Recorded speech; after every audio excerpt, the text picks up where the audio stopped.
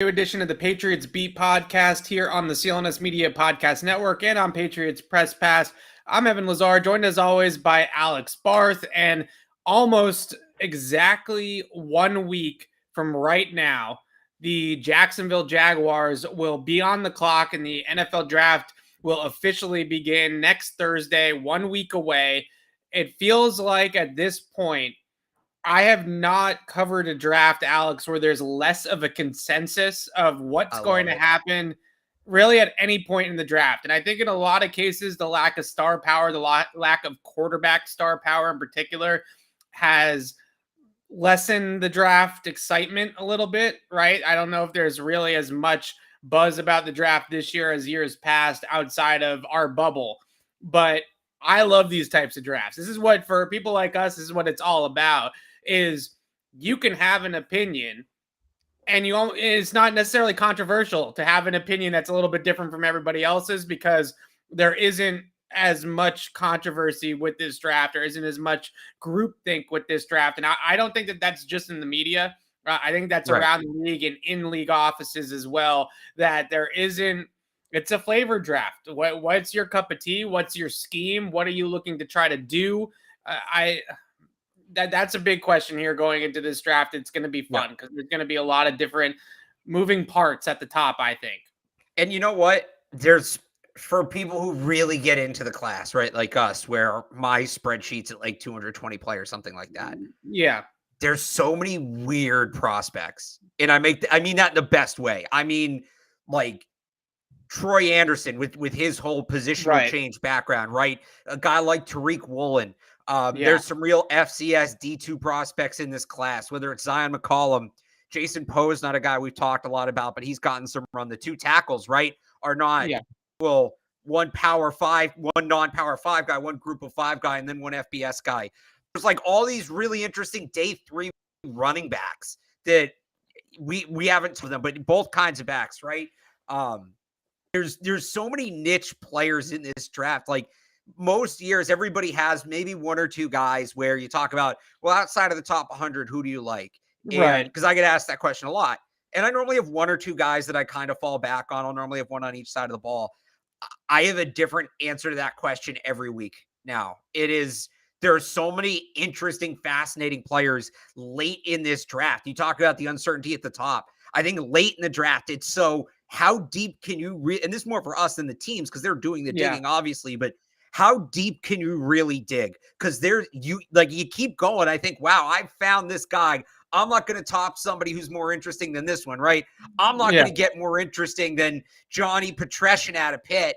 And then I find Jared Bernhardt from Maryland, and I've written about these guys, 985thesportshub.com if you want to look into it, right? Nice plug. Like most years, somebody brings up Jared Stern, right? Most years, Bailey Zappi is like the niche prospect, right? Or Matt Ariza is the niche prospect. We did that months ago. Right. We took care of those guys being like the hipster picks months ago. It's a lot of fun in that sense. I also think that a big reason why that's happening is because of the COVID seasons and the fact that there's a lot of 5th and 6th year seniors. There's a lot of guys that are much older. There's a lot of guys that held off on entering the NFL draft. So this is a very deep draft in terms of just sheer volume or numbers of players in the draft. So it's going to be really interesting to see the UDFA classes. Like, I think this is a year where I would expect the Patriots to have quite a lengthy list of UDFA signings. I think it's going to be a big year for that across the league. So it's going to be a lot of fun to see how all this shakes out. But let's get into it. We're going to pull up the old mock draft simulator here. Tonight same settings we've been using. I turned this down in case we want to trade up again. We can look into it, but yes. Yeah. For the most part, we're just winging it. We're going to see how the board falls and we're going to make some decisions from there. And like Alex said, we'll kind of go a little bit slower here at the top to see who goes and see if we do want to make a call to trade up. Kayvon Thibodeau going number 1. Apparently it's September again. I'm just going to let it go through the top 10. I don't think we're trading up beyond that. No.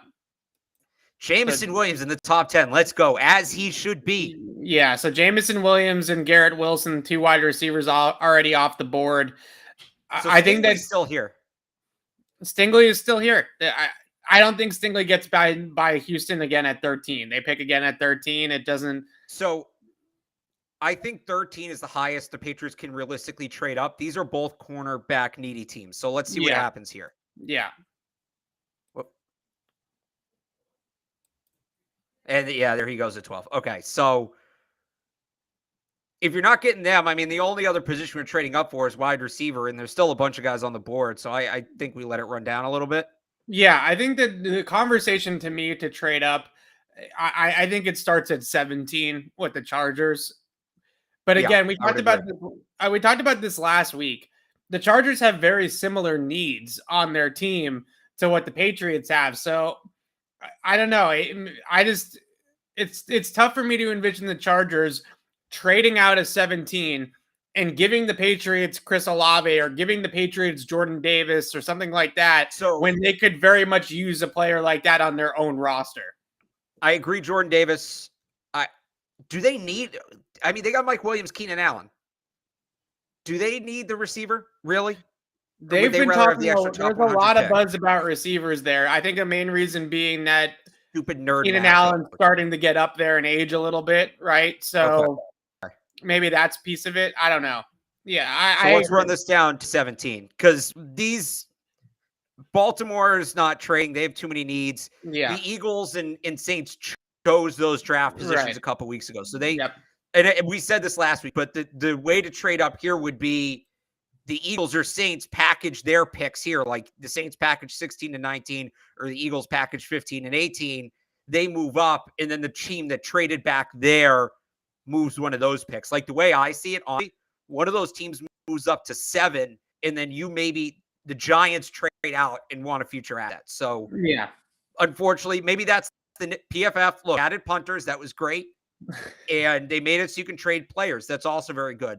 The next one is that when you're doing these mocks, the computer trades with itself. I think that's tough. I'm not a computer programmer. I'm guessing that's tricky, but that's the next level. All right, let's see here. Okay, so there goes McDuffie high.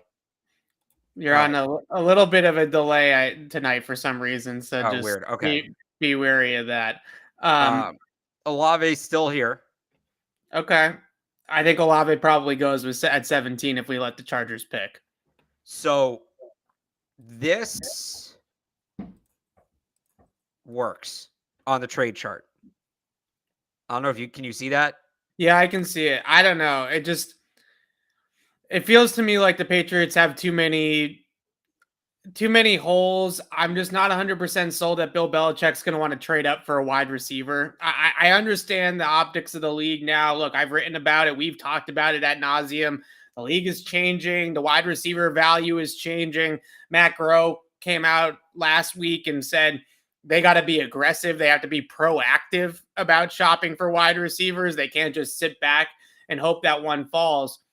In my mind, though, I think their approach to the first round is going to be similar to what it was last year, which was Mac fell in their laps, right? Let's face it. Like, it's not that I'm not saying it was their faults or like it shouldn't be looked at as a negative that that's what happened. Yeah. But they were sitting there at 15. Mac Jones fell in their laps and they took Mac Jones. If Mac Jones had came off the board in the first 14 picks, then they probably trade out of that pick, honestly, and look to accumulate assets. I think this is a very similar approach where they'll sit at 21. If somebody they absolutely love is still on the board at 21, they make the pick. Otherwise, they're trading back. I just don't know.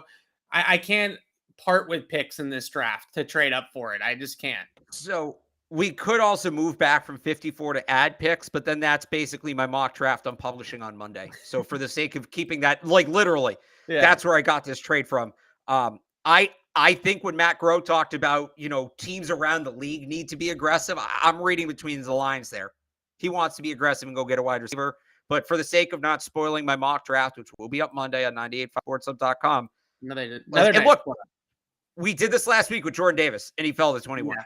So maybe we get Allave. I hear you. I mean, the way he talked about it, it's certainly what felt like that's the way the team is thinking. And I think we just got Chris Allave at 21. We just got Chris Allave. So I've noticed on the mock draft simulator on PFF that this has been happening more and more. I don't do quite as many of these as other people do, or as maybe you do still. But I did a couple the other day when I was putting together my final mock draft for next week, and he's been falling to that 21. I don't know if they reprogrammed it or they repositioned their board or something like that, but this keeps happening. Are we sure it's realistic? Like, are we sure that we're good with making this pick? And, we do the old stare in the mirror and be able to respect your decisions, right? Are we sold that this is actually something that could realistically happen next week?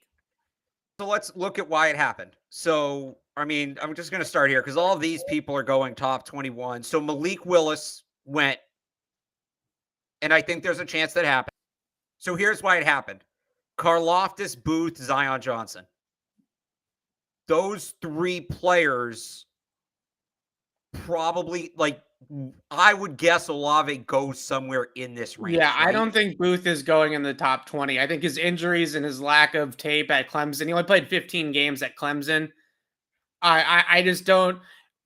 I agree with the sentiment that somebody has to fall. I just don't necessarily think it's going to be Chris Allave who somebody is, right? I think that's kind of where I'm at. The biggest thing with Andrew Booth, to me, is the injuries, right? And everything that you hear is that he's going to be somewhere in the 20s to maybe even the late first round. So to have him go this high is high. So yeah, we did it last week with Davis. People are going to rip us, but that's the understanding, is that this is just the simulator essentially glitching, right? We could just reset this thing right now and try it again, and we won't get him. We could do it 10 times, we won't get him. Right. So who would the other options be then? A lot of people saying Wyatt. Based on what they did last year, I don't think he's the pick. They addressed the need, and I get they need to be better along the defensive line. But this is a really good defensive line class. They have other good players there. It's a luxury need. You talk about the immediate needs: corner, linebacker, guard, and we're going to call tackle an immediate need because that's how they manage that position. Right. They always stay a year ahead at the position. Isaiah Wynn is in a contract year. Those are the immediate needs: corner, linebacker, guard, tackle. I don't think they're using the 21st pick on a defensive tackle who is going to kind of be behind Christian Barmore. He's a good player. If they didn't draft Barmore last year, this would make a lot of sense. This is based on how Matt Groh operated last year. We know we had a big say in it last year, and he's back. This doesn't seem like the pick. Devontae Wyatt is the pick they make in 2017, 18, 19. Yeah, where they double up on these guys and bury rookies. It does also feel like Wyatt, at least recently, there's been some buzz that he might actually fall a little bit in this draft and won't be a surefire first-round guy. So I just pulled this up because I always find this interesting every year. Araf Hassan on The Athletic, he does a consensus board of his own where he takes like the 50 most prominent NFL draft writers in the community and puts this together at the end of the process, not like an evolving board, but one board at the end of the process. He has Chris Allave at 19. So it's only 2 spots, right? Like it's not like we're talking about people are having, it's not Jameson Williams. Jameson Williams consensus right now is 11. So if we somehow magically had Jameson Williams fall in our lap, I think we'd have to question that. I would make us pass on that. I respect Jameson Williams too much. Right now, Chris Allave is at 19. So crazier things have happened for a guy to go from 19 to 21 on a board, right? I mean, especially if you start to throw in maybe another quarterback. I think Malik Willis went in this one, right? Malik Willis is the only quarterback that went. Right. So maybe another quarterback sneaks into the top 20 or something like that. I feel like you can get by with Allave here. Look, Justin Jefferson a couple of years ago, I think, is a really not necessarily playing style comp, but in terms of level of talent, I think he went 21 or 22 to Minnesota, right? He went 21 because the Patriots are the 22nd pick. 22. Yeah.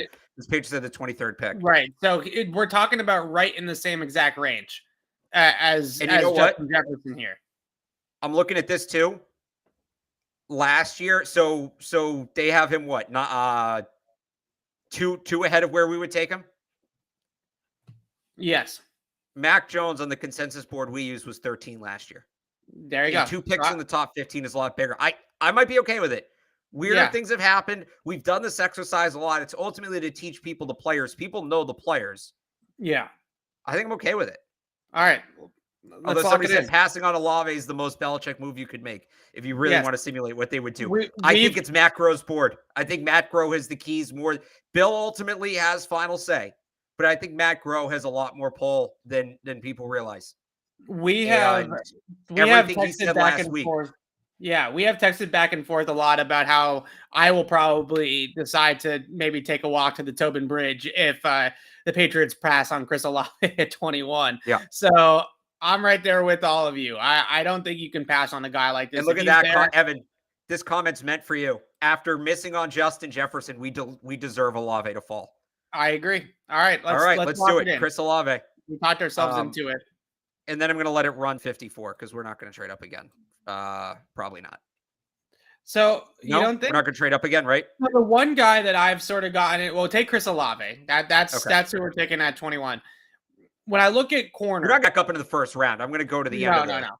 When we look at corner, I do think that you have to start maybe thinking about the drop off at corner, right? Because Kaiir Elam goes there to Buffalo at 25. I think Roger McCreary is a good player. I'm not sure if that necessarily checks the need that they need. Really sticky guy in coverage. I think his size is probably going to limit him to playing mostly in the slot. The only guy that I feel like at outside corner that could come in, and we just took Chris Olave, so we took an offensive player, right? So now you're going to have to start thinking about defensive impact, somebody that can come in and play right away. The only other guy on this board that I feel comfortable with at outside corner as a day one impact guy is Kyler Gordon from Washington. I think that he's going to be in that 35 to 40 range. So it would take a little bit to trade up for him. No doubt about it, right? You're going to have to give up some assets here to get back up from 54. But once we did this last week, we drafted Martin Emerson in the second round. We both like Martin Emerson, but it's probably a round earlier than we wanted to take him. It's certainly early for guys like Zion McCollum, Tariq Woolen. I think those developmental guys should be third-round picks. The drop-off there at corner is legitimate where you start to worry about that. And I'd also say we could probably sit at 54 and get a linebacker, right? That if we sit there, then one of Troy Anderson, Quay Walker, Leo Chenal, someone like that will probably be there at 54. So the question is do we think that it's more immediate for them to get that linebacker, because then we can just stay at 54 and pick? Or do we think that it's a real, true, immediate need that they have to climb up to get a corner? The corner, but because I don't think the Jaguars or Lions are moving. They need talent. Right. Bill's not trading with the Jets. So let's bump through these three real quick because we're realistically not getting the guy here. All right, he's still here. Yes. So this is right where I think that I think that trading up to 37 with Houston is really high. And from Nick Caserio. So we're at 36 right now. We're at the Giants at 36. Yeah, I know, but I don't think he's trading with the Giants. All right. 37 with Houston. Nick Caserio spoke to the media today and said that didn't really give very many indications that would suggest that they're planning on moving back anytime in the draft. I think that they're looking to add day one impact players with their first three picks. So I don't think that the Texans dropping from 37 to 54 is in the realm of possibility in Houston. I think it's too far of a drop for them. All right, so we'll keep moving, and then we got the Jets again. Yep. Interesting. Kenny Pickett. That's in it. The Jets aren't trading that pick. The Bears' first pick. Yeah, so they're probably not trading back from their first pick. Right, so now teams, when they're in this spot, they normally don't trade the first one. So we're gonna go one more. Yeah, please take Sam Howell, Seattle. Oh my gosh. The end. I don't know. Kyler Gordon's not really a great fit in the Seattle 3. I mean, I'm not saying they have to take Kyler Gordon. I just wouldn't draft. I don't think Sam Howell's a day 2 quarterback. No, me neither. I'm just saying that I don't think that's a spot that Kyler Gordon's necessarily going to go. That you're going to. Oh no, that's fine. Yeah. I'm just Sam Howell, all the talent left UNC, and then Sam Howell was bad, and people try to act like those two things aren't related, and I find it hilarious. There's nothing. I watched their running back that's in the draft.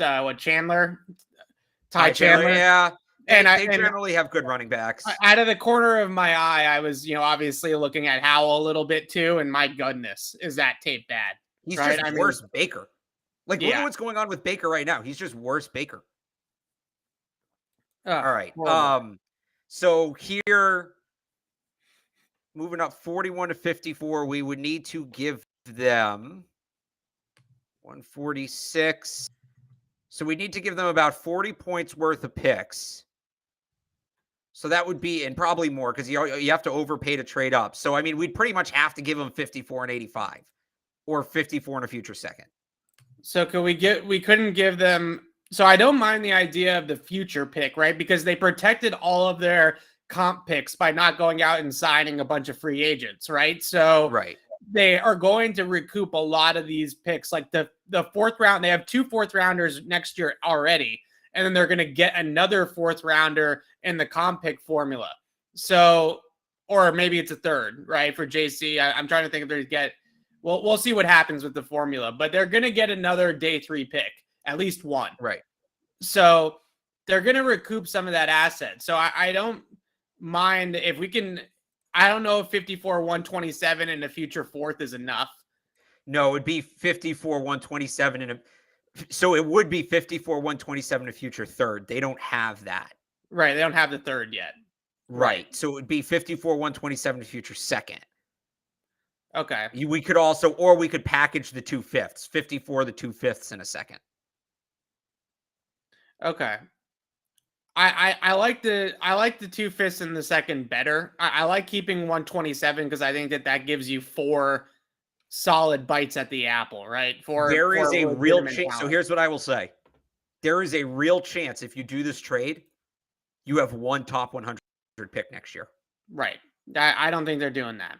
So I don't think it's happening. I don't think they're moving that 2nd. So I think that we can let the board run and we can see if Kyler Gordon falls a little bit further and we can get him for less, or we sit at 54 and we take the best linebacker available. I think that's kind of where we're at. We might as well let the board go. Okay, so there goes Kenny Walker, Skylar Moore. So where are we now? We're at Atlanta? Yes, 43. So this is 30 points worth of picks. So now you're looking at we could probably do 54, 127 in the higher 5th, I think. Yep.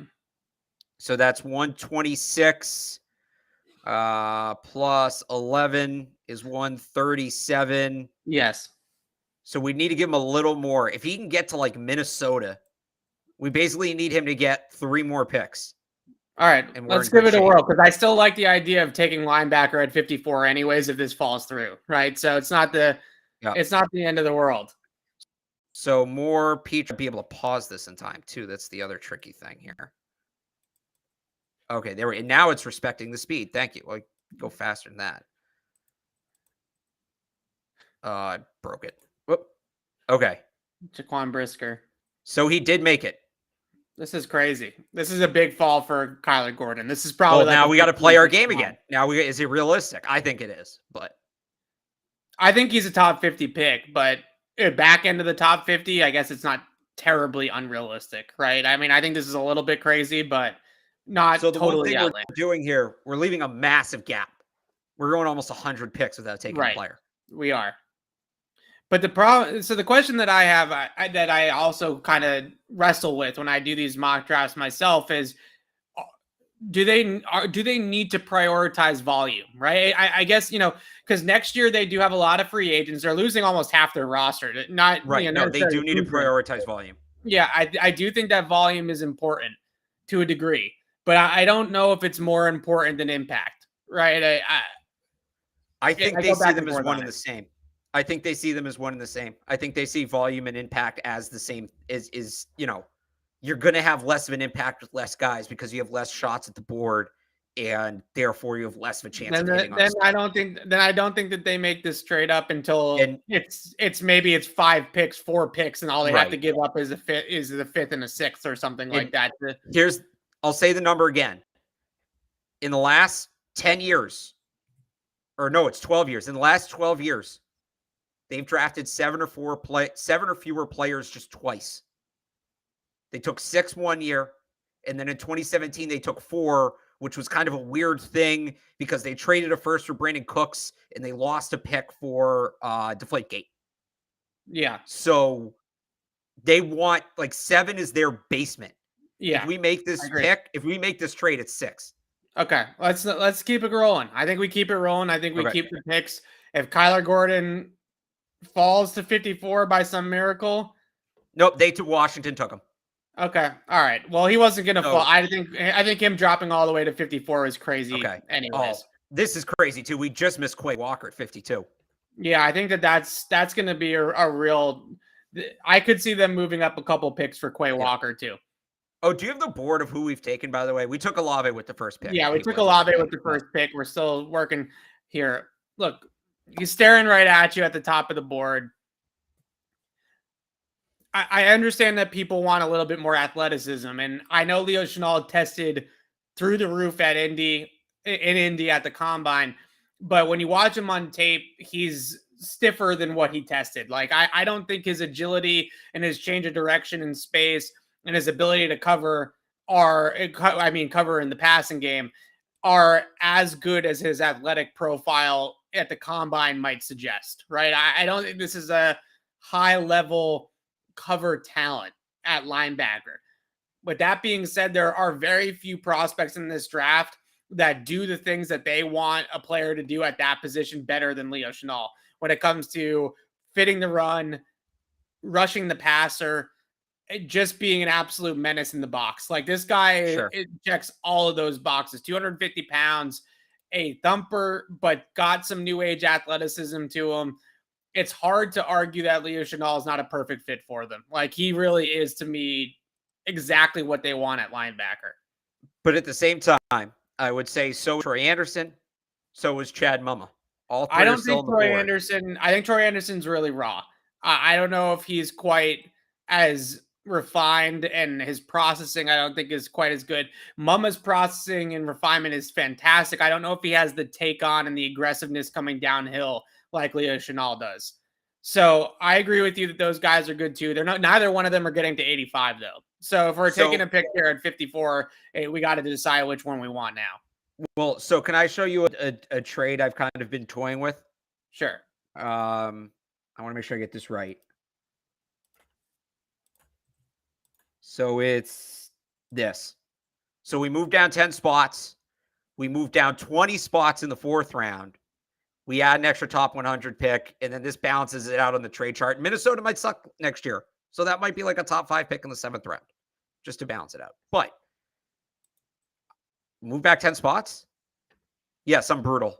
I know how to play the board. I suck. Okay, so you're moving back 10 spots, and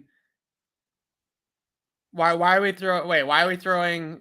We're getting 96. What's happening here? We're getting 96. We're moving back 10 spots.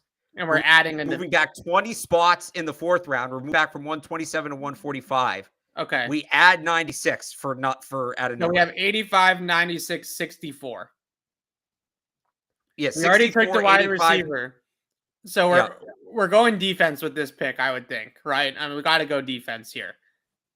So the question is do you think that one of these linebackers is going to make it to 64? We talked about Chenal, we talked about Mumma, we talked about Anderson. I think the way the board has fallen, we need to come away with one of those guys from this draft. Like we can't get stuck with Brian Asamoah again, right? Like we got to come away with one of those 3 guys here.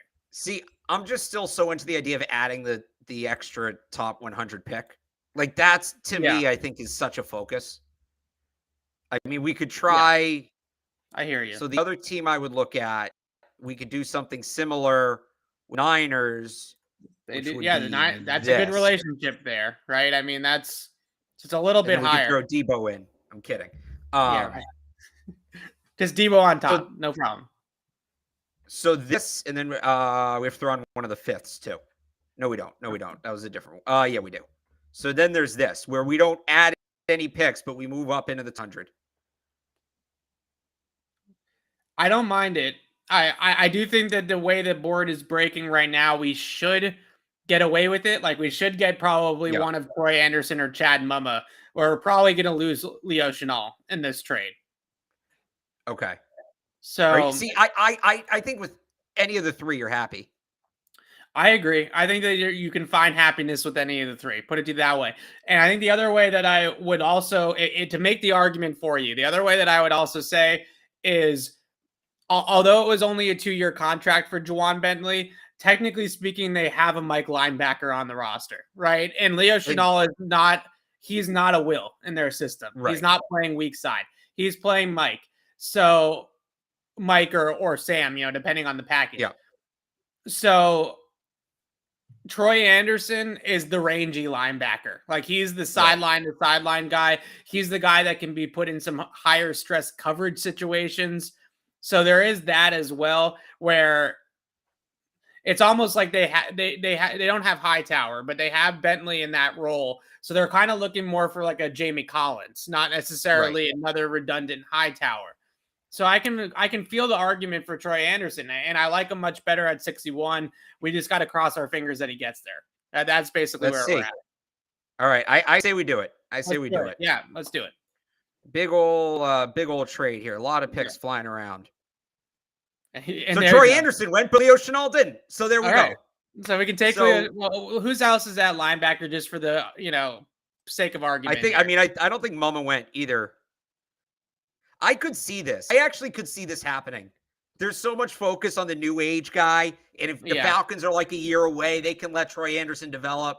I could actually I buy this. So Christian Harris is here too, but I think we want that true like 3-down linebacker. Yeah. So it's, who do you like better, Chenal or Mama? I personally think they'll like Chenal better. I love, and that's the pick. I love me some Chad Mama though. I think he's a little bit more, I don't know. I don't even think he's more athletic. I think Chenal is just a better player at this point. So I lean towards Chenal here for sure. I love how far we've come. You hated him when we started. You were so. I used to give you crap that they were going to take him. To be fair, I don't think anybody. And then I watched him, and I liked him a little bit. But you got to start watching college football, Evan, because you'll know. You'll know ahead of time. To be fair, I don't think anybody expected him to test as well. No, he's a breakout star. I'm busting your balls. But yes, no, this is a good pick. We could package 85 and 93 to move up. I'd rather make both of those picks. So I'm just going to let it run. Agree. At this point, I look at it and I say corner, tackle, maybe a running back at some point, right? In these next couple picks. I think we need the pick. So yeah, let's take Leo Chenal. We're off to a great start. Including the picks we made, which right now are Chris Olave and Leo Chenal. We have 9 picks. I think that's a great spot to be. Board kind of screwed us here. It got us back. Cameron Thomas, Kirby Joseph, Wandale, some good Dylan Parham, some good players going there. Saylor, Sam Williams. But let's see. I know our guy Josh in the chat is probably furious we haven't taken a corner. Let's look corner offense. Let's look corner offensive line, and they're always liable to take an edge guy on in the third round. So on the third round. All right. So we have to add another third round pick. We'll get that in there. So we took our linebacker. We got Marcus Jones. Maybe a little early, not entirely. Yeah. Look, we're drafting like we're the Patriots, right? Right. And if I'm the Patriots, they take 2 guys at the top of the draft in Allave and Chenal, who are polished Power 5 big school guys, right? Like these are brand name prospects with these 2 players. With one of these third round picks, Zion McCollum just feels so much like a Patriot. Like I just can't shake it, and I just feel like you took the name brands already with Allave and Chenal. You're not doing yourself a disservice by taking a little bit more of a developmental guy. Right? I really don't think you are. So do we take him here or do we take him at 93? Because I have another pitch here for a guy I don't think makes it to 93. Okay. Who's the guy? Go ahead. Nicholas Petit-Frere. I know you're not a fan. So I don't think he's a year 1 guy, but you don't need him to be. You still have Isaiah Wynn. I think most of his issues are very coachable. We've talked about this. We trust them taking the raw lineman with the physical traits and getting him ready for 2023 when Isaiah Wynn leaves, right? I think that, first off, Ohio State, right? Blue chip school, He's got the size, 6'5", 315. He's athletic. His hands suck. He doesn't know what to do with his hands. He's like Will Ferrell in Talladega Nights. His footwork's not great. They can fix it. They can fix it. And his issue I see is he's off balance a lot of the time with his feet. His landmarks, he's got to get better at setting to his landmarks and pass protection too. To me, you know what I think is a decent comp for him, honestly, is Yadni Kajust, which they drafted Yadni Kajust. So the reason why Yadni Kajust hasn't had a chance is because he's injured all the time, right? So if Nicholas Petit-Ferrer has the same skill set and he's a healthier version of Yadni Kajust, and he's a developmental tackle in the third round, that's worth sinking your teeth into. But I think the problem is that that's your project on the offensive line, which means we're going to have to dip back into the offensive line and make sure we take a guy that can start at guard at some point here. Because that's not Petit-Ferrer. He's not starting at guard week 1. So here's the thing, and I agree with you. He's a redshirt guy. Sailor went and Parham went. Those are the two starting guards to me in this range. Cam Jurgens, Marquise Hayes, we're reaching now. We don't need to take these guys this high. No, the guy that I really liked, and we talked to Brandon about this, Brandon Thorne, is Gadecki from Central Michigan, who I think is like an early 4th round pick, probably. So I don't know if he'll get to 134, but he's somebody that I think just has that solid base and foundation that he could be a day 1 starter at guard. He went 73. So I think they really like him on the PFF simulator. Yeah. So a little bit different. So I don't know. Is Sean Ryan still there? My guy from UCLA. Sean Ryan is still here. Polished player. I think he's a day 1 starter at guard. Probably not an NFL tackle. Probably doesn't have the feet or the range to play tackle in the league. If you're looking for the developmental tackle, it's not Sean Ryan. He's a day 1 starting plug and play guard for the Patriots, though. So I do wonder if they go more that direction with this pick than the developmental tackle. But see, I can go either way. They took Matt Light in the 2nd round of 2000. Yeah. The year before they moved on from him, they took Nate Solder in the 1st round. Yeah. They took Isaiah Wynn in the 1st round. Yeah. They're not going to Mickey Mouse. They're not going to Mickey Mouse the tackle. I think they will value the developmental tackle more than the starting day 1 guard. You've made this point to me, Evan. Yeah. You don't trade Shaq Mason unless you have somebody in the building right now you think can handle that role week 1. Okay. So they think they have a week 1 starter at tackle at guard in the building. They're not going to use a top 100 pick on one. So is it a guy like Petit-Ferrer? Is it a guy like Deesh from Arizona State, who I think Deesh has no upside? Deesh is a swing tackle through and through. Yeah, he's 25. He's not a starter. He's not at left tackle for the New England. You're talking me into it. I would feel better about Petit-Ferrer. I also like Rasheed Walker a little bit. I think he's a solid developmental tackle option here. Penn State. I don't know. They don't draft a lot of guys from Ohio State either. I also wonder here at 85, we're probably gonna get either one of these guys at 93 too, based off of where they have them. I didn't see this, Evan. Fulele fell. He could fall because his athletic profile stinks, right? He's not an athlete, you know. He's not. He's not a left tackle. No, you're right. A left tackle. He's probably a right tackle. Yeah. Yeah. No, it's not him here. Okay, so you talked me into it. I'll let you take your guy from Ohio State. Okay. You know what? If you want, you were excited about McCollum. You want to take McCollum here? We'll see if he falls. If not, we'll reassess. Sure. I just can't.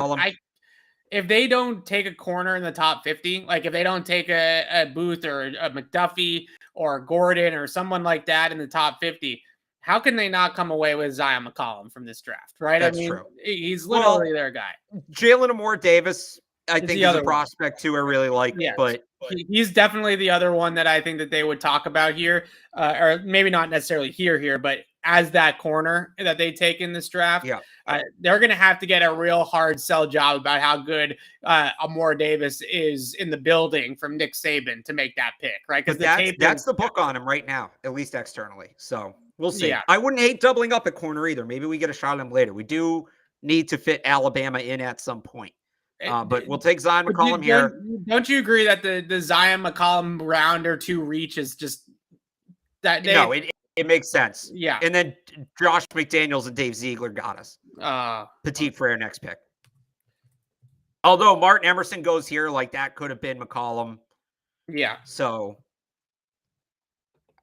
I still think I don't think they leave the top 100 without Isaiah Wynn's replacement.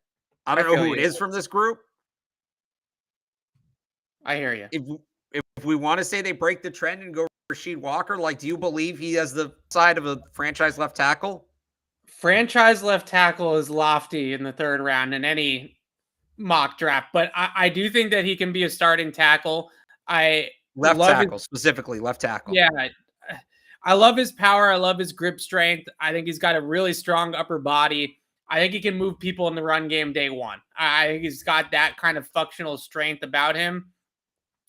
The footwork and the athleticism and the pass protection, it's a work in progress. I mean, I love Sean Ryan too here. I really do. I don't know. As a tackle, though? As a tackle. No, as a guard. I don't know if top 100 no. is the guard need. Like, I don't know if they need to take a guard in the top 100, but now there are next picks 134, 158. Like, we're talking about getting a little bit low here in terms of when we're going to take a guy that could have the upside to be a guard, right? Starting guard in their system.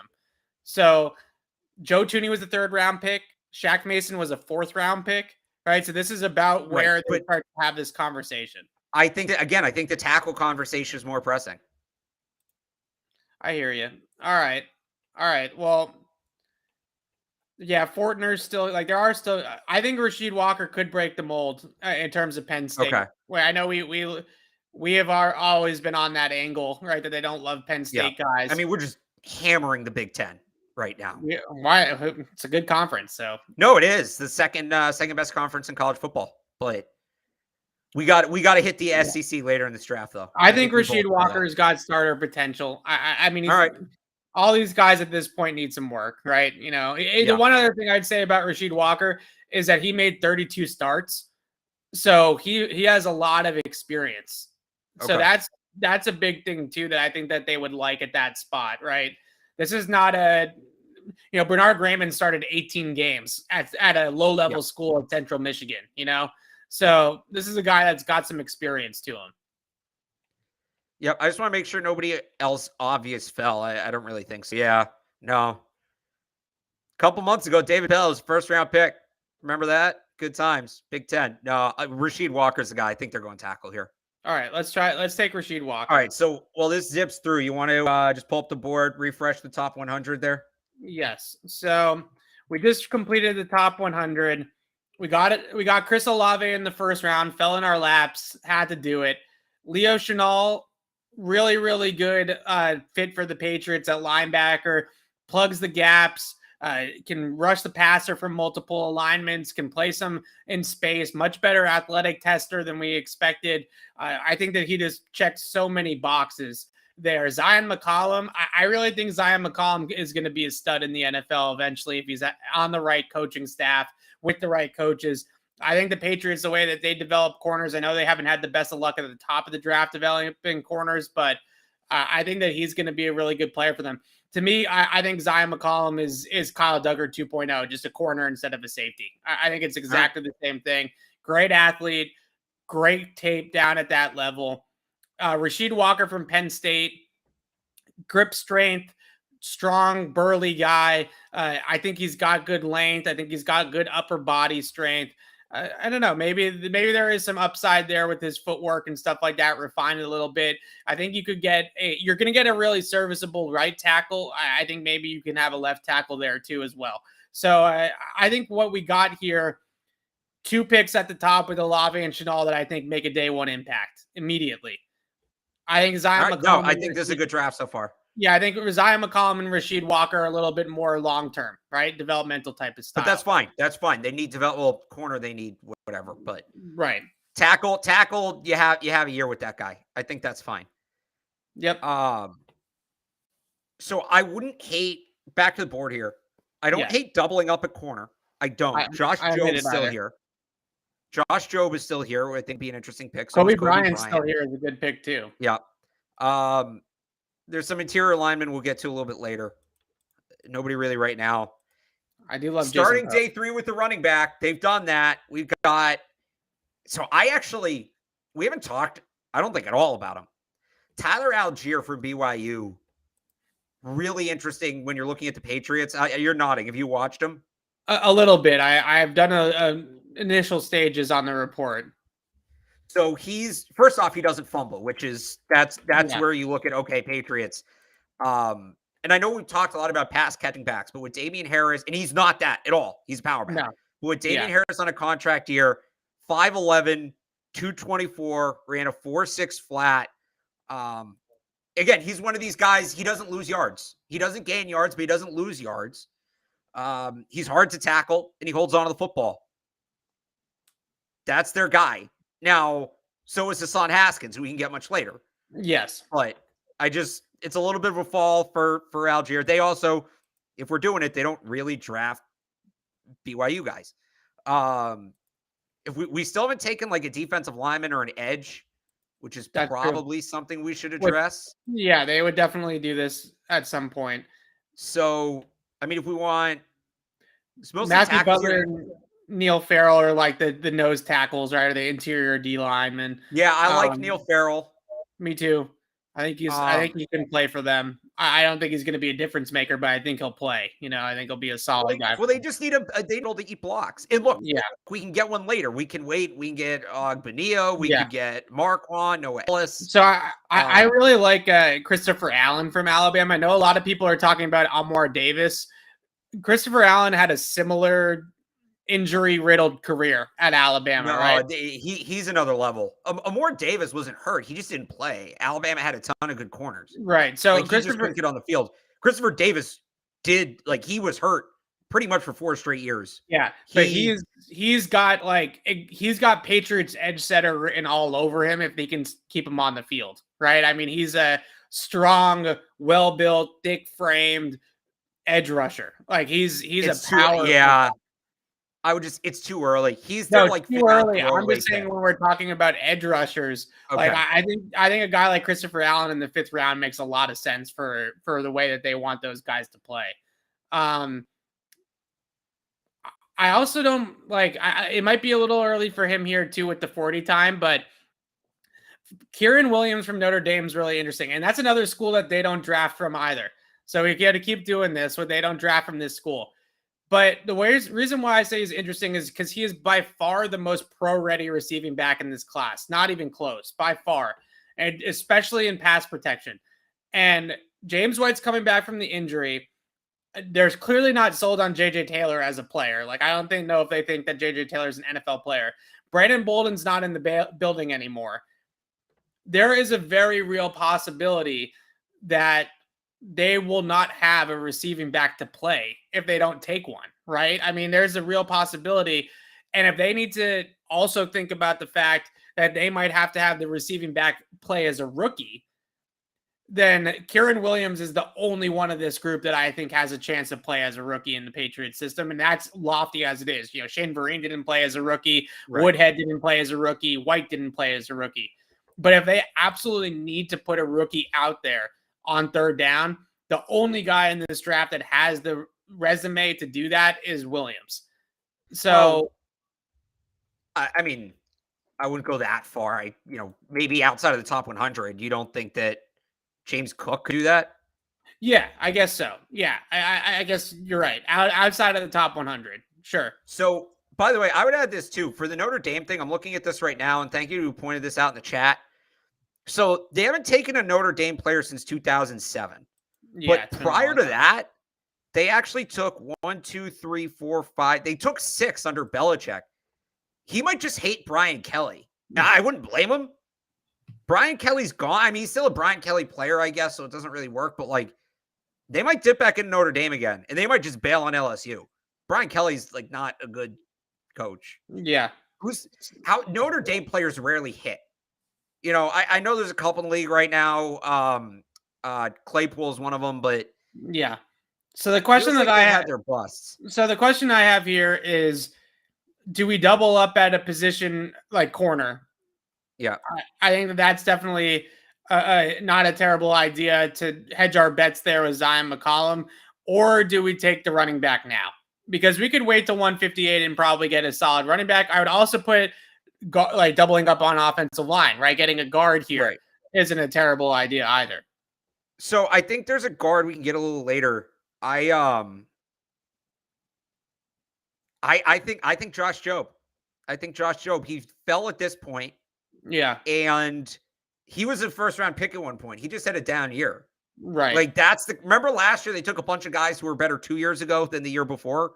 Like Yes. that's Josh Jobe to me. Yeah, he definitely has the physicality and the press man ability, and he comes from a system that's basically a carbon copy of the way the Patriots run their coverage. So Yeah. if they have to wait on Zion McCollum for a year until he's ready to play at this level, Josh Jobe could probably play as a rookie in the way that they run their scheme. So and we also did. I mean, we took Chanel. If that's the pick, they're sticking with press man. They're just going to make it work with the personnel they have. yeah. So Josh Jobe's the fit. So I think Josh Jobe. Okay. And then I think we do Josh Jobe, and then I think we go with an interior offensive lineman and a running back with those 5th round picks. So I think we do. Well, we only have one 5th round pick left because we traded one. All right. Well, we have at what, some point. 221 now. Okay. So we have 158 and then down to 200. Okay. I got you. I will say I'm going to kind of pause this at the end of the 4th round. So we took Josh Jobe, right? I just want to write it. We took Josh Jobe, yeah.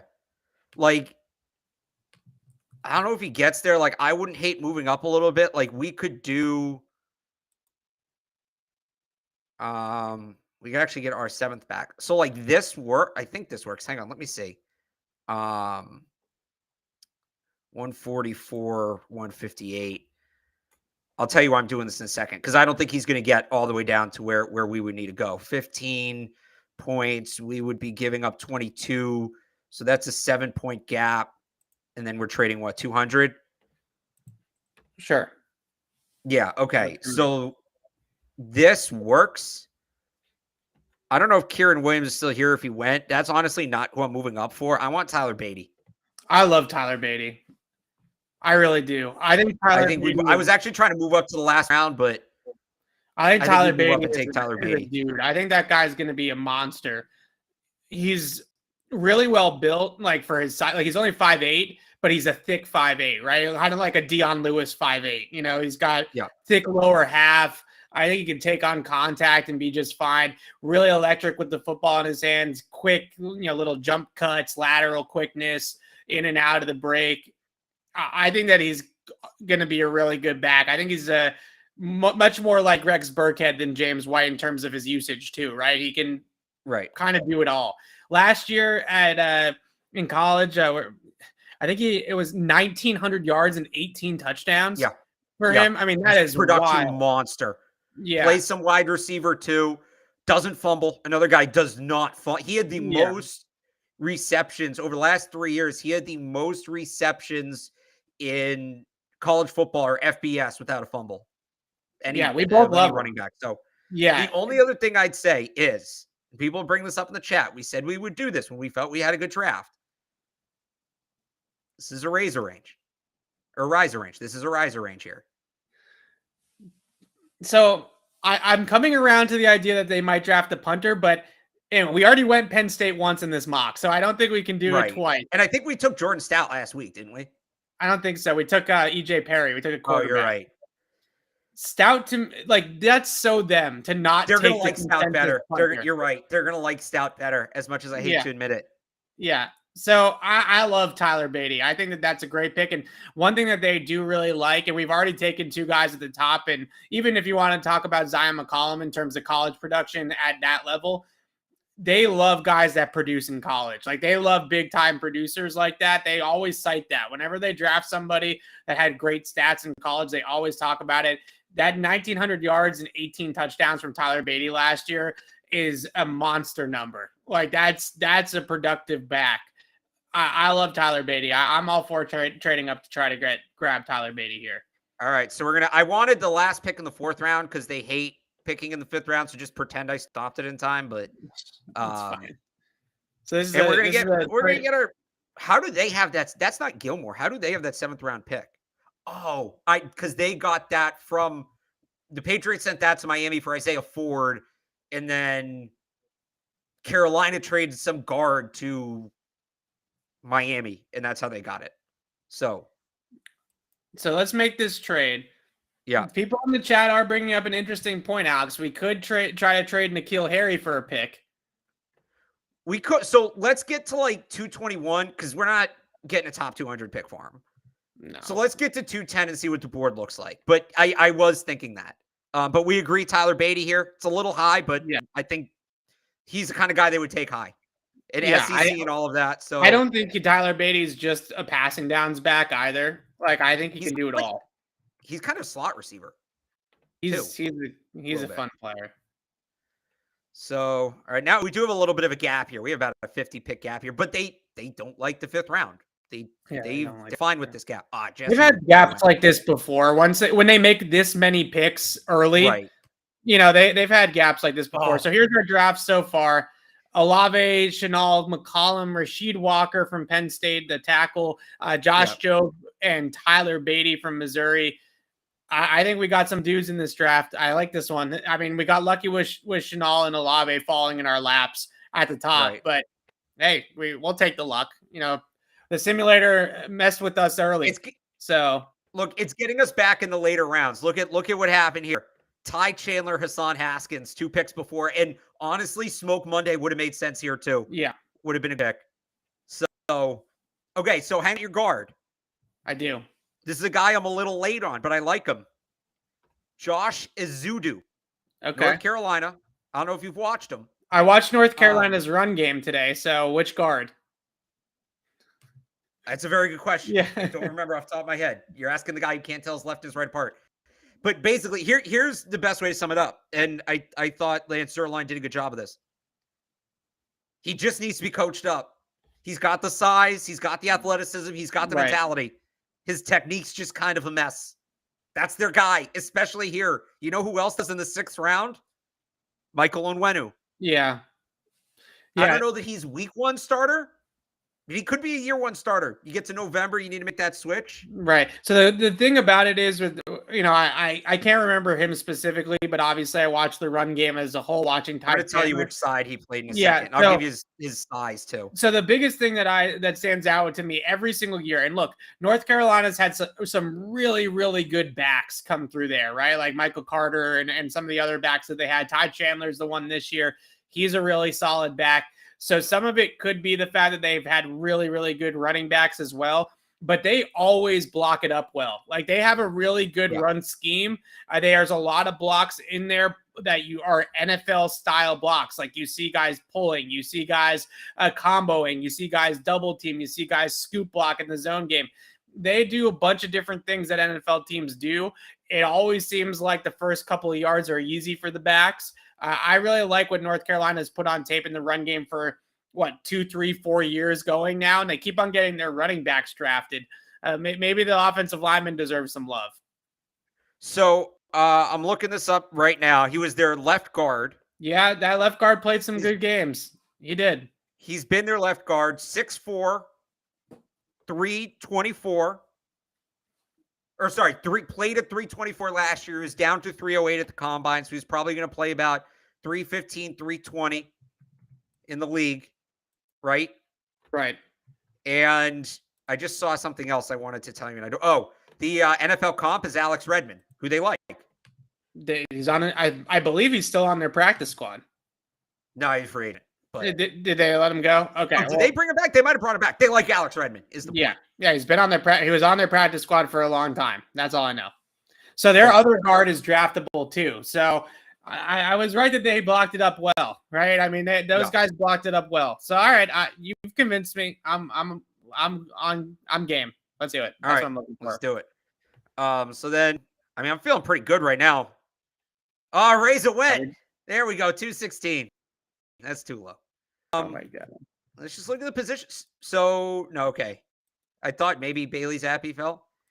We could double up at receiver. So, Josh Johnson, this is probably too low. This is probably, we got to play the simulators game. Oh, you know who would be perfect here? He's not in here. Is Samori Toure from Nebraska?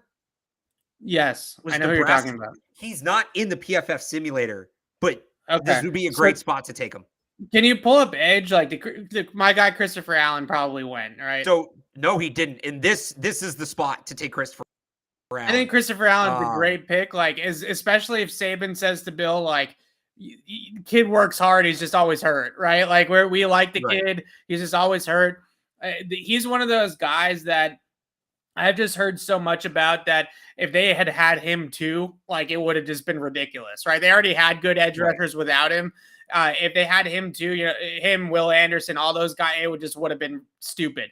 So I like the idea of Christopher Allen. If they can keep him on the field by some miracle, he's got the edge setting qualities that they want at that spot. He is a heavy edge defender, and that's exactly what they want. And we could, I think at 242, we could still get one of our nose tackles too. So we could just get some beef here at the end of this draft. So that's what I was going to say. Like, do you want Allen and Wade on the nose tackle, or do you want, like, Noah Ellis might not make it to 242?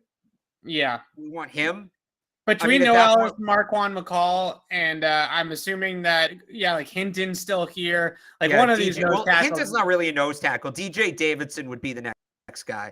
Yeah, so one of those nose tackles has got to make it, right? Okay. So I'm fine with Christopher Allen here. That feels about right. Yeah, let's get Christopher Allen here. All right, I think we made the pick of the 2nd, 4th, and 6th round. We got all the picks the Rams traded away. Just ended up. All right, so Noah Ellis still here. Hang on, I got to look at this. I'm curious what the consensus board says. We might have to respect the board on this one. Yeah, Noah Ellis here. DJ Davidson is the guy that's like the fringe UDFA. Yeah. Let's see where this one has him. As we both down at owns. Really good video, Alex. Oh no, some people. All right, not a lot of people. I'm going in the 7th. Have we? I think we've taken them before. You know what? Here's the other thing too. They're like, just to kind of honor the exercise. They're kind of into Arizona State right now. I don't know if you picked up on that. They met with 3 guys the last couple of years. Yeah, we could take. I think pull up the big board. I think if we take DJ Davidson, we hit every Power 5 conference. Did we? Did we get Big 12? Bama, UNC, Missouri. Yeah, Missouri was in the Big 12 at one point. Yeah. Also, Big 12 is not going to exist anymore in like 5 years. So I like DJ Davidson here. I do. I agree. I think we go at the back end of this draft. We just got some beef, right? I mean, we got some guys that can set the run. Leo Chenal can obviously do that as well. This is our best draft yet. I don't know if they're going to get Allave at 21, but we nailed this one. We could. I mean, look, we could trade Nikhil if we wanted to make another pick. We got everybody we wanted. I'm happy with it. I don't. Yeah, I mean, I don't feel like. Hang on, somebody is calling. The Bucks are calling. Do we want to make 2 picks instead of 1? Do we have to? Who else are we going to pick? A punter? I double up at wide receiver, or take a safety. I don't think they have the roster spots to double up at wide receiver. They already got 4 guys on the roster, and then we just added Chris Allave. That's 5. Oh no, I know who we could take. Hang on. If they do this, I know who we could take. I don't think they're gonna do this. I was gonna say we could take Drew Hartlob. Is Stout's not on the board anymore? He's gone. Stout is on the board. We could take Stout. I don't even know if Drew Hartlob's in here actually. Because we could take Stout, and then we could probably get DJ Davidson with the 2nd, 7th round pick. Yeah, no, the Bucks won't do it. So, all right. Although then again, I'm gonna try one more thing because they may feel confident they're gonna get multiple comp picks next year. Right? They could. They could. Well, they're gonna get one. They're gonna get a 6th most likely. I think it is for Ted Karras. So they're gonna get something back there on the late end of day 3. Let's see. Here we go. It's done. All right. So I think you gotta take Stout here. I don't think you're gonna get him if you let this run to 261. I'm wait. Second last pick in the draft. I'm waiting. I honestly am. I don't need Stout. Punter, I'm telling you to take the punter. At that point, he's gonna be UDFA. Right. You're taking him to avoid having to fight for him as a UDFA. If he gets there, we'll take him. I'm taking Davidson. I'd rather get Davidson. All right. Hey, it's your board. And for some reason, it can't comprehend this. There we go. Or I just do any interesting special teams guys for. Right. Again, Nate Landman's still there. He is. That's like Is he like Larry Izzo? Like, I feel like for some reason that's like the comp. Balin Spector's another. So did the punter fall or no? The punter did fall. I want Hartlob. Like this is where they take like Matthew Slater. The other thing we could do is we could double up at running back. We don't need to Greg Bell is like that early down back.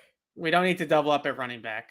You don't want to double up at running back? Oh, we're taking the special teams guy here, whether it's a coverage guy or it's the punter. Yeah, those are the two options. I know you don't want to double up at running back, Evan, but Treston Ebner? No, we already took similar guys. All right. Too similar. I'm gonna find a special teams guy here. You could take Landman. I think we might have already taken Landman though. Honestly, Chance Campbell kind of is. Oh wait, let's see if we can get a Big 12 guy. I'm into this whole idea now that we can. Jesus, I can't believe you're not going to take the punter. I'm begging you to take the punter, and you won't take the punter. All right, you know what? It's your pick. I'm going to let you make this pick, and you're going to take the punter. Although we are taking another Penn State guy, to be fair, and 2 Penn State guys in 1 draft for Bill Belichick might be a little rich. But this is our draft at this point, the 7th round. Our draft. I think Jordan Stout. You're and everybody else is all Matt Araiza, right? That's the guy. Right. I think that they might like Jordan Stout better. I'm not going off of anything besides my gut. Like, I am not a punter. I don't know how to scout punters. I don't know what I'm looking at with punters. But I feel like they always go against the grain with those types of things. I think Jordan Stout would be their guy. So the only thing I'd say, somebody did bring up the Eric King. Wouldn't be a bad pick here at all. Not terrible either. Chance Campbell from Ole Miss, transfer guy. They like that. Played at Maryland, 6'2", 240. Played a ton of special teams. Like he's not Ebner-esque. Like I'm trying to find basically Nate Ebner is who I want to draft because that's who they missed last year. Let me look at safety. Yeah, nobody. I actually like Eric King here. All right. Fine. If you don't want to go with the punter, I'll go with Derek King. You know what? The other thing is, I don't think Stout's on the board here.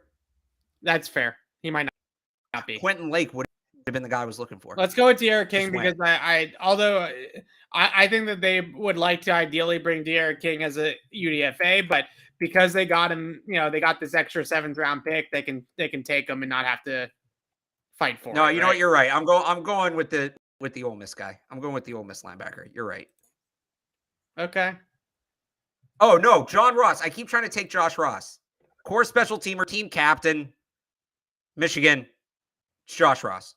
Linebacker Josh Ross from Michigan. If we're putting our Belichick caps on, I think it's Josh Ross. Look, I don't know how Michigan multi-year team captain plays a ton of special teams.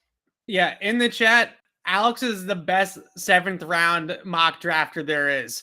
There is nobody better. It's a recency bias. If I don't feel good about the last pick, it's going to bug me, and you can't fix it. You can screw up a pick and make. Can you just take Josh Ross and let's get this thing wrapped up? All right. So who's Mr. Relevant? It's going to take forever to load. Just start talking. Okay, so I'm going to pull up our board, and Alex, so you can get the nice fancy PFF one filled out here. Yeah. But taking a look at our board, look, I'm biased. We made the draft. It's our mock draft show. I get it.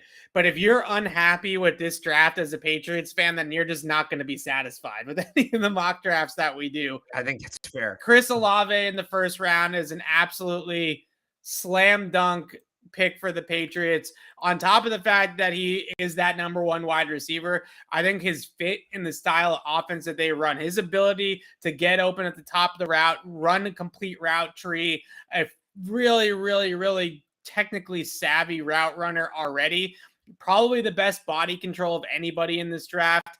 I just think that him, from a stylistic perspective, fits so much of what they hit on at that position. Like when they have guys that play well at that position, it looks like Chris Allave. I'm writing about him tomorrow. Alex, you remember how much I love Justin Jefferson, right? Like that was Right. my guy in 2019. The only other guy that's gotten me this giddy about a wide receiver is Justin Jefferson. I think Chris Allave is that good of a fit for the Patriots that to me, it's like Justin Jefferson will be my all-time favorite. I think Chris Allave is number 2 I by thought it was far. Sky Moore. Also, you can pull that up. It's all I set. do like Sky Moore too. I don't. I think you stopped sharing your screen. You got to Yeah, it's reshare. screwed up. Hang on.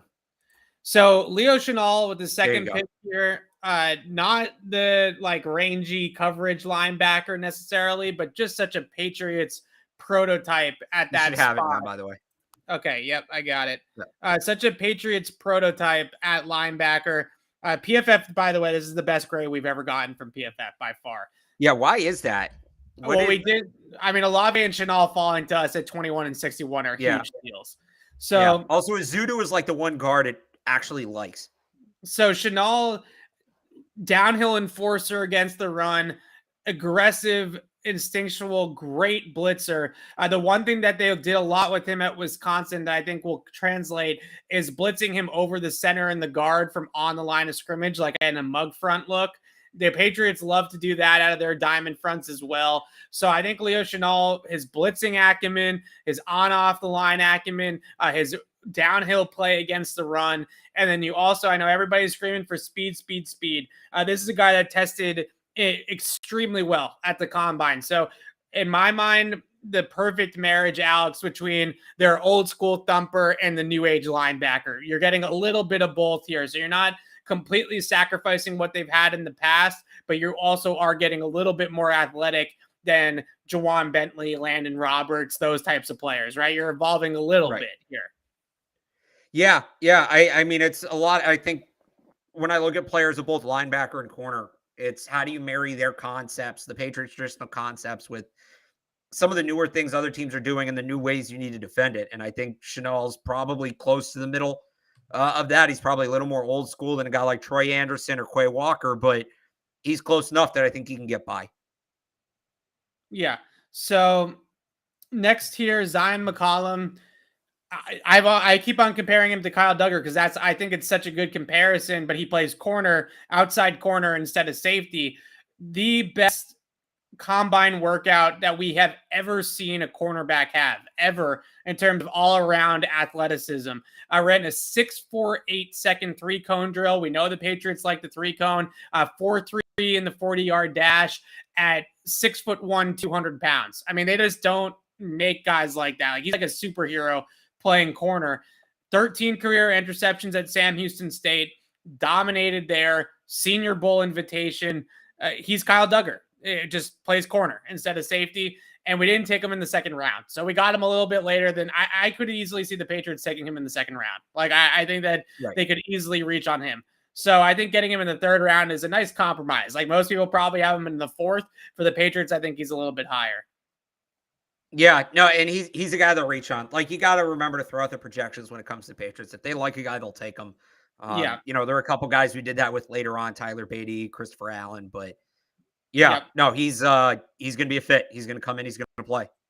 Rasheed Walker, tackle from Penn State, go a little bit against the grain here, taking a Penn State guy, but I think that his upper body strength, his grip strength, his power, ability to move guys off the line of scrimmage, I think that a lot of his traits fit what the Patriots will look for in tackles. I don't know if he quite has the ideal range for what we were looking for in terms of pass protection, but I think he's got at least a right tackle skill set for them, if not a left tackle skill set. And we had to get a tackle in here, right? We had to get somebody that could had some developmental upside to play tackle in the long term, start a tackle. I think at the worst, you get a guy that's a really good third tackle. At the best, you get a left tackle. In the middle is right tackle. So I think that checks the box, and that's okay. Yeah, I mean, you're not necessarily counting on him. Unlike those top three guys who are probably going to play and probably going to have to play. Yeah, you're not counting on Walker necessarily in 2022, which is fine. The idea is when Isaiah Wynn leaves next year, you have a guy you can slide into left tackle, can start week 1, and you don't have to go. You know, essentially with the year to develop him, you're using a top 100 pick on that position this year instead of a top 50 pick on him next year. Right. Okay. So Josh Jobe, we both really like Josh Jobe. Physical press man, outside corner from Alabama. I think what I like so much about this double dip is that I think Job, despite some of his shortcomings, right, and he does have some speed limitations. He's not fast. He does struggle a little bit down the field on vertical routes when he's not jamming guys at the line of scrimmage. But despite those deficiencies, if they have to hold off on playing Zion for a little bit, then I think Josh Jobe is somebody that can play right away. So the one thing I'd ask you, how much of Josh Jobe did you watch from 2020? A little bit, because his 2020 tape is definitely better than his 2021 for sure. Specifically, you mentioned the speed. He played through a foot injury most of last year. That's true. And yes. I think that impacted it. So here's why Josh Jobe falls. Here's why he's not, because at this time last year, we thought he was first round pick. Here's why Josh Jobe falls. There's two reasons. He had played on a foot injury last year, and as a result, he was inconsistent. He took a step back. I think that scared some teams off. He's also very scheme specific. He's a press man corner. That's it. He's not going to do anything else. So there are certain teams that just won't take him. I don't think either of the scheme thing is not a concern for the Patriots. He's a scheme fit for them. And the injury thing and the inconsistency in 2021, first off, they get a good read from Saban on him, which I think they would get. I know Saban likes him. And on top of that, and I mentioned this kind of when we took him, Ramondre Stevenson had a better 2020 than 2021. Ronnie Perkins had a better 2020 than 2021. Cameron McGrone missed time in 2021, right? Like as long as their production's there and as long as it's not a constant 3 or 4 year backslide, they're okay with it. So I think they will value Josh Jobe higher than other NFL teams will. I could see, you could see them taking Zion in the second. I could see them taking Josh Jobe in the third. I really could. Yeah. So I love the idea here because we got Zion, who's the high upside corner prospect, right? I think that Zion has the athletic ability to be maybe even like a Pro Bowl corner if he develops, right? So that's the upside pick, but Jobe is like the steady guy that they can just put out there, right? And I think that's worth something, worth a lot, especially when it's Jalen Mills and Malcolm Butler and Terrence Mitchell that you're staring at right now, right? So the fact that they can throw another guy in there, Josh Jobe, that they can play as a rookie, I think that goes a long way. All right, so then we traded back up because we traded down and we traded back up to grab Tyler Beatty from Missouri. By the way, for the record, Patriots averaged 3.8 trades per draft. So we actually are under on the trades here. And everybody thinks I trade too much, but that means you think Bill Belichick. And maybe you do think Bill trades too much, but this is what they do. Tyler Beatty, we both love him. Alex, I'll let you take this one. Yeah, really productive player, 1,900 all-purpose yards last year. He's a running back, but he can line up on the outside, play some, or not on the outside, but he can play some slot receiver, good with the ball in his hands, does not fumble, very technically clean player. He's not tiny. He's not huge. I actually don't remember exactly what his size is, but he's bigger than he's 5'8", 195, 200, like something like maybe he's like 197 or something. He's short, but he's got the base to pass block. He's not JJ Taylor, right? That's kind of my point. Yeah. So if he strikes me as a guy who can play James White's role. He comes from a program. They took a guy from last year, which means they don't hate it. SEC player. We had taken an SEC player. We took Joe, but I think it might be a little late, but that's why we moved up to get him. And he might be the guy. I could see him being a guy they move up to get. The little things he does are the things that they care about a lot, like the little things he does well. So really explosive player. Like he's got some speed, he's got some explosion, he's got some ability to run both between the tackles and as a receiver, move around the formation as a receiver, elusive after the catch. I think he's a really good all-around back. I know a lot of people think that James Cook is probably the best do-it-all back in this draft. I think Tyler Beatty is like day 3 version, right? Like a little bit, later on in the draft. They don't want to go James Cook in the top 100. I think he's a really solid choice there. Yeah. You want me to do a Zudu too? I know you really haven't watched a ton of them. That's your guy, yes. Yeah, bigger left guard. I don't think he necessarily has week 1 potential. I think he has year 1 potential. Played a lot, was a multi-year starter at UNC, was a team captain at UNC. Just needs to round his game out. This is what they do. They take these guards in the 6th round, Michael and Wenu. They clean them up technically, right? They take guys that have the body, have the athleticism. They clean them up technically, and they become starting caliber players. So there's a couple guys in that draft that I think have that potential. Zudu is one of them. Made sense. That might be a little bit of a fall for him, but you never know with these interior linemen late in the draft. So Yep. All right. I mean, I remember in 2020, I didn't think Mike Onwenu would be there in the 6th round, and look what happened. So everybody was in Heron. And not that Justin Heron's a bad player, but that was the guy everybody thought, oh, Justin Heron, they might have something here. Oh, I And then it loved was Onwenu Onwenu out to of begin nowhere. with. Yeah, I really loved Onwenu, but I will admit that Brandon Thorne, who we had on a few weeks ago, was the first one to introduce me to Onwenu before the draft, and he was the one that was really the ringleader of that one. Christopher Allen from Alabama, really injury riddled career at Alabama. Otherwise, if he's healthy, stays on the field, who knows? I mean, he could be a top 100 pick. That kind of talent, right? So, yeah, physical, well-made, NFL-ready frame, very, very good edge setter, can play the run and rush the passer. He's got a complete skill set if he can stay healthy. The reason why you're getting him all the way down here is because he's always hurt. So the Patriots take chances on these types of guys all the time. They take chances on these types of guys, and I think Christopher Allen could be another one of those. You get the thumbs up from Nick Saban. He stays on the field. You get lucky, stays on the field. I think that he's got some real strong side edge potential for the Patriots. I think he could start at that position if he's healthy. Yeah, I mean, it's a risk. You don't know if he's going to barely play in college, but in the 6th round, these are the kind of guys you're taking, and I don't think it's the worst thing in the world. DJ Davidson, Arizona State. Got to get an Arizona State Sun Devil in there. That's the thing now. 6'3", 327. To quote Felger, he's a fat kid. He's going to come in, play on 1st and 2nd down, eat blocks, help him stop the run. He's not going to do much beyond that. Not going to give you a ton of pass rusher. He's not going to move around and play end or anything. But they need a guy to sit in the middle and eat blocks, and DJ Davidson's going to do that. So this is Marquand McCall, Noah Ellis, Atito Ogbanoa from UCLA. Yeah. Who was the other one that we talked about from LSU? Neil. There's a bunch of these guys throughout the draft. Yeah, Neil Farrell. Neil Farrell. Davidson was the guy in the spot. So there you go. Yeah. Block eating nose tackle. Really, really good draft for 2-gapping interior linemen / nose tackles, whatever you want to. Yeah. Shades, nose tackles. This is a really good draft for that. There's not. Those guys are kind of like, they're a little like dinosaurs. They're a little like the thumping linebackers, right? You don't see them come out as this is particular draft happens to just be awesome in that spot. Yeah. So I think the Patriots have to come away. All right. They don't have to. I expect the Patriots to come away with one of those guys, whether it's Ellis or McCall or someone like that, right? I mean, there's too many of them not to. I personally want Marquand, but I did take any of them. Yeah. Okay, and then your special teamer there at the end.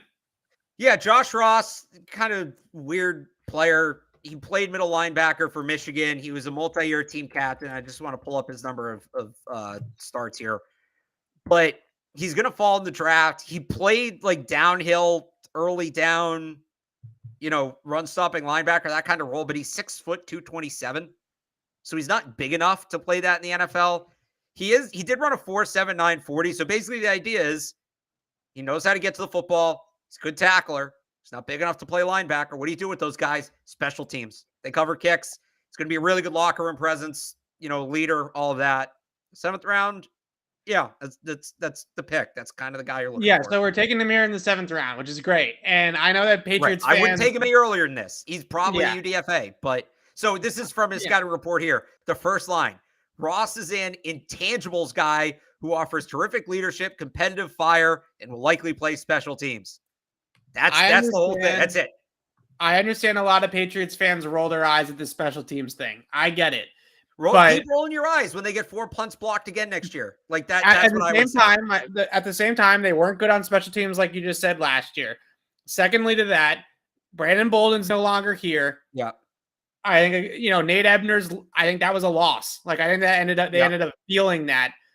Brandon King no longer here.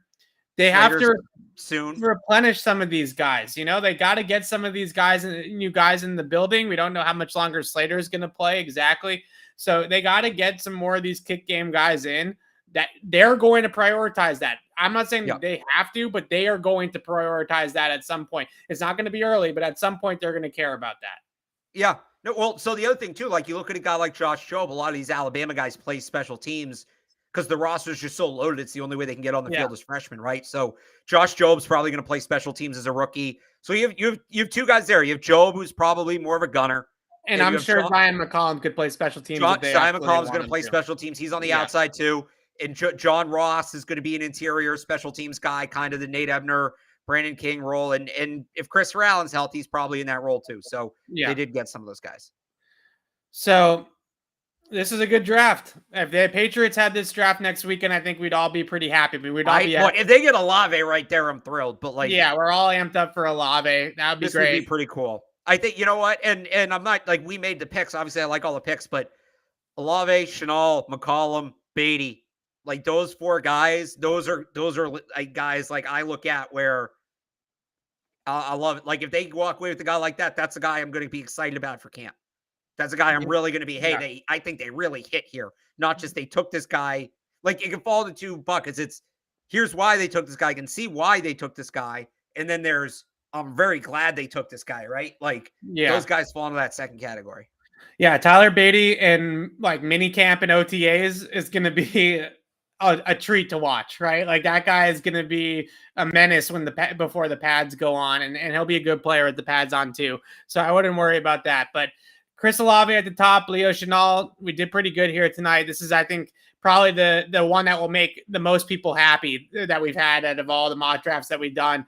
5.0, I think, scratched the itch for Patriots fans here. I think we got what we needed out of this. We got one more though to get it perfect. One more next week. We are also next week on Tuesday. We're going to do a first round mock draft. So 1 through 32.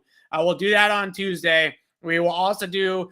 We were not going to call it 6.0. We're going to call it the final Patriots mock draft. That will also be next week on Thursday.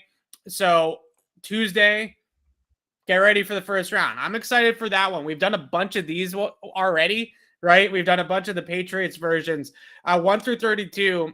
That's going to be a lot of fun too.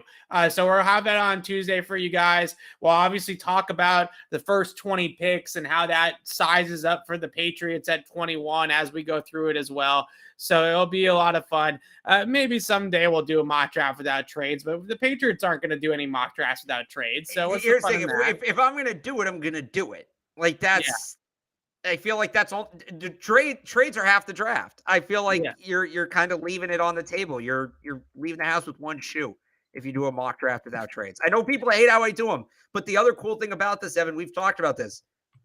These are the kind of exercises the Patriots are doing right now at Gillette. Yeah, and especially at this point, right? This is they've all the homework is done. Now it's just about what's going to happen next week. They have somebody in the other room pretending to be GMs from various teams calling in and saying, would you do this? Or they're calling the other guy or whatever. This is what it looks like. This is what it is. So I like the trades. It's fun. All right. I come from a family of lawyers. I'm a negotiator. That was a lot of fun here tonight. Like I said, Tuesday, first round 1 through 32 mock draft. Next Thursday morning, before the first round, we will do our final Patriots mock draft, and we'll see how it goes. It's going to be a lot of fun, and we're 1 week away. Now we're basically at the point that maybe the Lions will be on the clock now. It's going to take. Why is that showing up? You know, the people wanted a Boston Sports Minute. I mean, why not, right? Yeah, that's from Sports Hub stuff earlier today, but I love that picture. That's a good one. Yeah. All right. Look, the Celtics rule. There's your Boston Sportsman. This team Celtics rule. We don't have time for the Boston Sports Minute tonight. We'll do another one again soon, though, once all this draft stuff wraps up. But we'll see you guys next week on Tuesday for that first round mock draft. Thanks so much for hanging out with us tonight. We had a lot of fun doing this, and we appreciate everybody for tuning in. All the people in the chat, we love all of you guys. Thanks for coming in and leaving your comments and all those types of things. And we'll see you guys next week. So signing off for Alex Barth, I'm Evan Lazar. Thanks for watching, everybody, and have a good weekend.